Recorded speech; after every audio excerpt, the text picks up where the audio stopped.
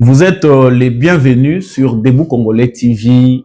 Merci à tous ceux qui ont choisi de nous suivre à travers cette chaîne Debout Congolais TV pour partager les informations de la République démocratique du Congo et du monde. Je vous souhaite le bienvenu dans cette émission. Si vous n'êtes pas encore abonné à notre chaîne, voilà une occasion pour vous de vous abonner à cette chaîne et pourquoi pas ne pourquoi pas liker cette vidéo et surtout nous laisser un commentaire par rapport à votre impression de nos analyses et du décryptage des informations que nous partageons avec vous dans le cadre de cette émission. Boyeyi Malamu. Dans le cadre de cette émission, nous allons partager avec vous la visite en République démocratique du Congo du conseiller spécial de Donald Trump, président américain, en matière de l'Afrique. Il a été reçu par le président de la République démocratique du Congo, Félix Tshisekedi. Il a échangé avec lui devant la presse. Il a été très optimiste sur ses échanges avec le président Félix Tshisekedi et a montré un bel avenir tout en parlant de cet accord. La question que nous nous posons, que nous allons analyser avec vous dans cette émission, est-ce que ces partenariats renouvelés, est-ce que cet accord que propose la République démocratique du Congo sur les minerais stratégiques en échange de la sécurité à l'est de la République démocratique du Congo pourrait mettre fin à la guerre? En tout cas, je sais que beaucoup parmi vous m'ont posé cette question. Est-ce que cette fois-ci, on peut se rassurer que avec l'influence des États-Unis, sur base de cet accord, la République démocratique du Congo pourrait retrouver enfin la paix? C'est ce que nous allons essayer d'analyser avec vous sur base des éléments que nous avons dans le cadre de cette émission. Sangwami Balé, nous allons parler de la Cinco et son projet. La Cinco et les projets du pacte social pour la paix en République démocratique du Congo et dans la région des Grands Lacs. En tout cas, ces projets de la Cinco qui l'a vu visiter plusieurs acteurs politiques de la République démocratique du Congo, de la région en Afrique centrale, en Europe et maintenant aux États-Unis d'Amérique où ils ont rencontré le secrétaire général des Nations Unies et les représentants français à l'ONU. Quelle est l'issue de cette démarche de la Cinco et l'ECC? Est-ce que vont-ils réussir à rallier à leur démarche le président Félix Tshisekedi pour enfin atteindre leurs objectifs ou c'est un échec prémédité? Voilà le deuxième point que nous allons aborder avec vous dans le cadre de cette émission. Je vous dis encore grand merci d'avoir choisi cette chaîne Debout Congolais pour partager les nouvelles de la République démocratique du Congo. Si vous n'êtes pas encore abonné à cette chaîne, veuillez déjà vous abonner, cliquez sur la cloche de notification, likez cette vidéo, pourquoi pas la partager avec les voisins et bien sûr, laissez-nous un commentaire, dites-nous ce que vous pensez de notre émission, donnez-nous vos suggestions et surtout, j'attends vos likes et votre abonnement. Je venais de le dire tout à l'heure que le président de la République, Félix Tshisekedi, a réussi le conseiller spécial du président Donald Trump en matière de l'Afrique, qui est chargé de l'Afrique. C'est ce conseiller qu'il a envoyé en mission pour essayer de visiter 3 pays, la République démocratique du Congo, le Rwanda, le Kenya, voire 4 et le Burundi. Et donc, dans sa démarche, il a souhaité commencer par la République démocratique du Congo, là où il a eu un entretien en tête-à-tête, lui et sa délégation, parce qu'il a été accompagné avec l'ambassadrice des États-Unis en République démocratique du Congo. Je vous propose de suivre ce qui était son impression à l'issue de sa rencontre avec le président Félix Tshisekedi. Quelques jours seulement après sa nomination par le président Donald Trump comme son conseiller principal pour l'Afrique, M. Massad Boulos a choisi la République démocratique du Congo comme sa première destination pour une mission diplomatique qui doit l'amener dans quelques pays de l'Afrique de l'Est. Accompagnée de Madame Corinna Sanders, secrétaire d'État adjointe pour les affaires africaines, et de Monsieur Dan Dunham, directeur du Conseil national de sécurité pour l'Afrique, le conseiller principal du président américain a eu une longue et fructueuse discussion avec le président Félix-Antoine Tshisekedi Tshilombo. Au menu de leurs échanges, les perspectives économiques entre les USA et la RDC et évidemment la sécurité. S'exprimant devant la presse présidentielle en français, le conseiller principal pour l'Afrique du président Trump a été très clair et pragmatique sur les deux sujets. La RDC et les USA sont déterminés à redynamiser leur coopération stratégique mutuellement avantageuse. J'ai apprécié l'opportunité de rencontrer le président Tshisekedi aujourd'hui. Nous avons abordé plusieurs sujets, notamment le développement des relations commerciales entre les États-Unis et la RDC. Vous avez entendu parler d'un accord sur les minéraux. Nous avons pris connaissance de la proposition de la RDC et je suis heureux d'annoncer que le président et moi avons convenu d'une voie à suivre pour son élaboration. Je me réjouis de collaborer avec le président et son équipe pour établir une relation plus profonde qui profite le peuple congolais et le peuple américain. Stimuler les investissements du secteur privé américain en RDC, notamment dans le secteur minier, est un objectif commun qui contribue à la prospérité de nos deux pays. Bien sûr, nous avons besoin d'un environnement plus propice aux affaires pour atteindre cet objectif. Soyez assurés que les entreprises américaines opèrent en toute transparence et stimuleront les économies locales. Il s'agit d'investissements de plusieurs milliards de dollars. Il s'agit d'emplois de dizaines de milliers de personnes. Il s'agit de transferts de connaissances. Il s'agit d'investissements dans l'infrastructure de pays. Mais il ne peut y avoir de prospérité économique sans sécurité. Donc, nous avons également discuté du conflit de l'Est de la RDC. Les États-Unis restent déterminés à soutenir la fin du conflit dont l'Est, et nous discutons des prochaines étapes avec nos partenaires congolais. Nous souhaitons une paix durable qui affirme l'intégrité territoriale de la RDC et la souveraineté de la RDC et jette les bases d'une économie régionale florissante. Cette relation présente un grand potentiel et nous apprécions l'occasion de discuter de la voie à suivre avec nos homologues ici à Kinshasa.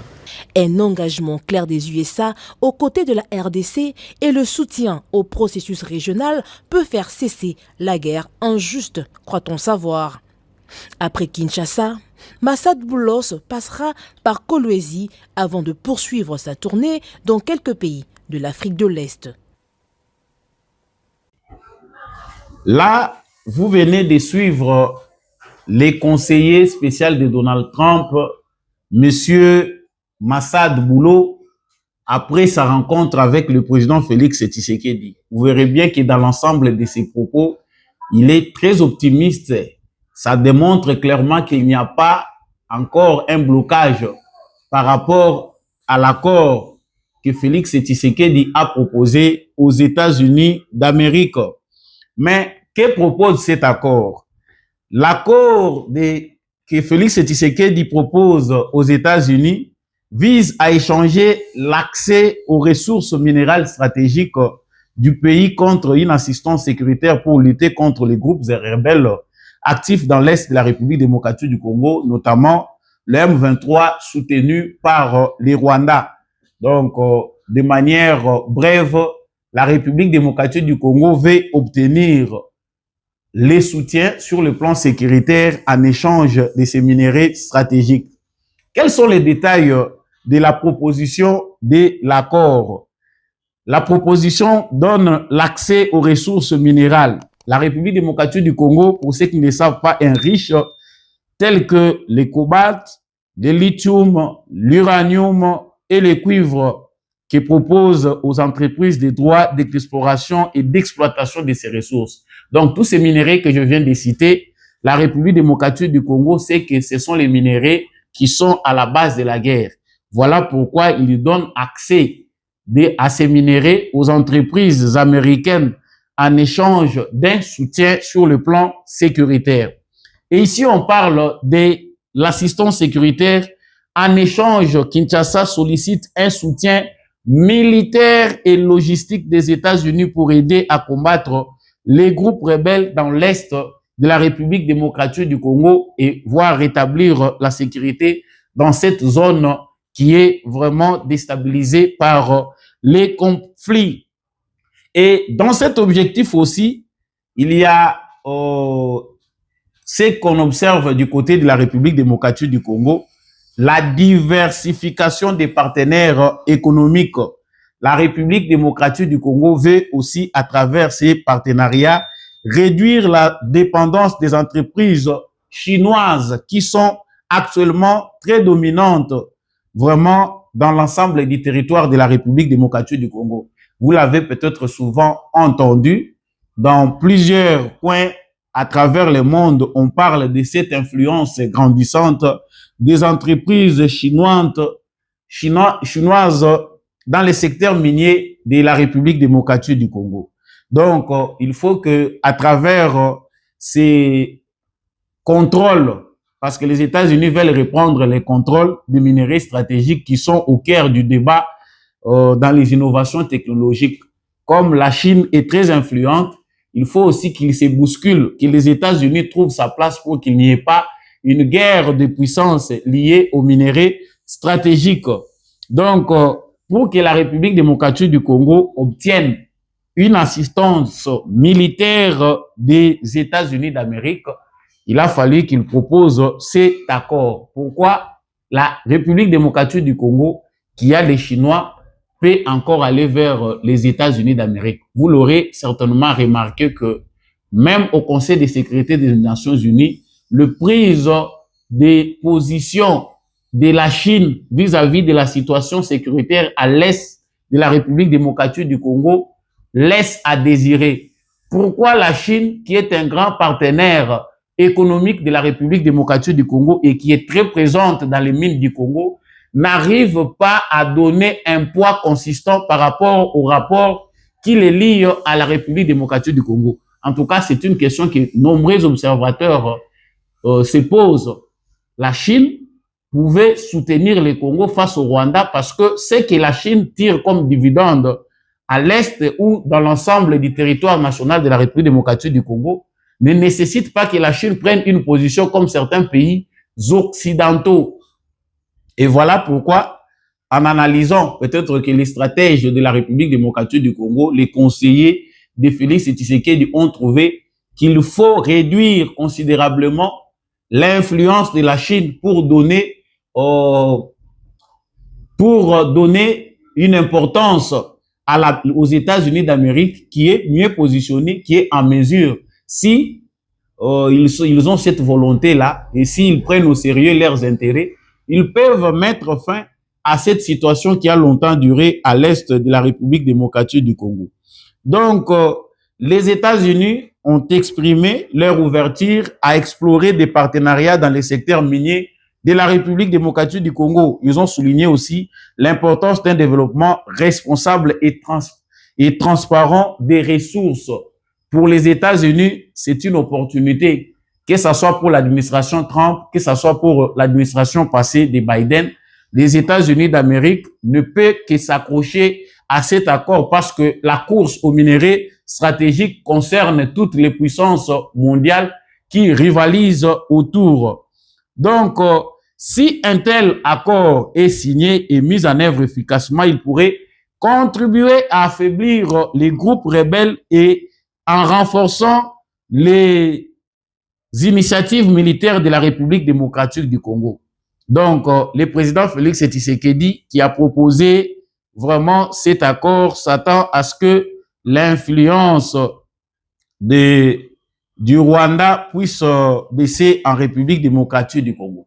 Mais la question qu'on se pose, la question que nous nous posons tous, est-ce que cet accord, est-ce que les assurances des États-Unis d'Amérique pourront conduire à la fin de la guerre à l'est de la République démocratique du Congo? Comme vous l'avez constaté au sommaire de cette émission, c'était notre question principale par rapport à ces sujets. Donc, les États-Unis d'Amérique ont une influence, que ce soit en République démocratique du Congo, que ce soit au Rwanda de Paul Kagame. Donc, les avantages liés à un régime ou à un autre ont fait que le président rwandais Paul Kagame a été soutenu par l'Occident tout entier.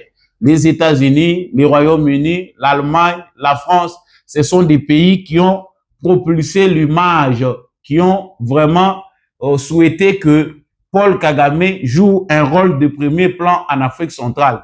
Un rôle que d'autres considèrent comme un rôle dévastateur parce que aujourd'hui, il est au centre des conflits qui émaillent la région de l'Afrique australe. Mais si aujourd'hui, les États-Unis s'impliquaient, est-ce que pourrons-nous encore parler de l'insécurité à l'est de la République démocratique du Congo? Au premier plan, nous pouvons dire qu'avec les États-Unis d'Amérique et l'Europe, bien sûr, on peut s'assurer que le régime rwandais de Paul Kagame n'aura pas encore la possibilité, via aussi des sanctions qui lui sont infligées de temps en temps, via la campagne diplomatique menée par le président Félix Tshisekedi. En tout cas, le Rwanda n'aura pas plus d'impact à l'est de la République démocratique du Congo. Il suffit qu'on résolve la question au niveau des États. Les Rwandais qui violent régulièrement l'intégrité territoriale de la République démocratique du Congo. Pourquoi les Rwandais ne fait que violer cette intégrité territoriale? C'est parce que depuis que Paul Kagame est au pouvoir, il a inventé un alibi qui a été à un certain moment soutenu par la communauté internationale, la Libye des FDLR. Est-ce que cette question aujourd'hui mérite encore attention au niveau de la communauté internationale? Nous pensons que non, vu les sanctions qui viennent de gauche à droite contre le régime de Paul Kagame. En tout cas, nous pouvons dire que à ce stade, si volonté y est, avec les États-Unis d'Amérique et voire certains États européens, on pourrait mettre fin à la situation qui oppose la République démocratique du Congo et les Rwandais. Mais ça ne sera pas la fin de la guerre totalement parce que il y a aussi une responsabilité qui incombe à l'organisation interne de la République démocratique du Congo, c'est-à-dire les questions de la gouvernance. Les régimes qui sont passés pour essayer d'épargner les régimes de Félix Tshisekedi n'ont pas vraiment bien résolu la question sécuritaire au niveau national. Il y a des défaillances au niveau de l'organisation de l'armée de la République démocratique du Congo.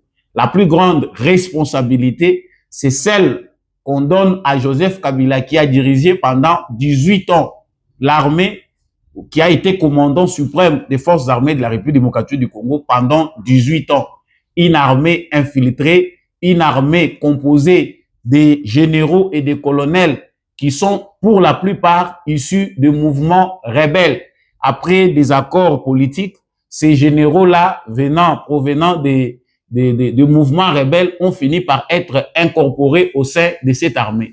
Avec cette réalité qui fait que tous ne puissent pas avoir un même esprit parce qu'ils n'ont pas été formés sur base des mêmes principes et valeurs. Voilà les défis auxquels l'armée congolaise fait face. C'est-à-dire, il y a une démarche qu'il faut mener, une démarche républicaine pour essayer de remettre en ordre les côtés de l'armée congolaise. Il y a aussi cette autre réalité qui est liée à la multiplicité des groupes rebelles. La République démocratique du Congo doit aussi, à un certain niveau, gérer ces mouvements internes.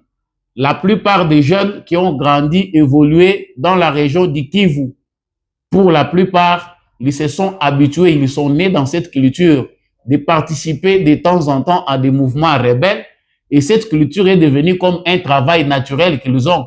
Donc, chaque fois qu'ils ont des différends, ils les règlent entre eux par les armes, par des machettes ou par d'autres moyens, des armes blanches, comme la culture leur impose.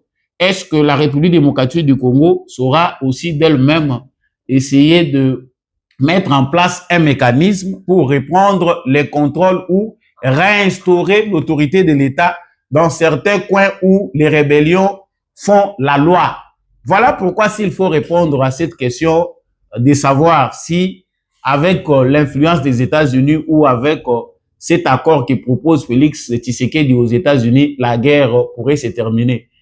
Effectivement, la guerre entre la République démocratique du Congo et les Rwandais pourrait prendre fin si les États-Unis prennent ses responsabilités, surtout que les États-Unis d'Amérique ont joué un rôle central dans la déstabilisation de l'Est de la République démocratique du Congo.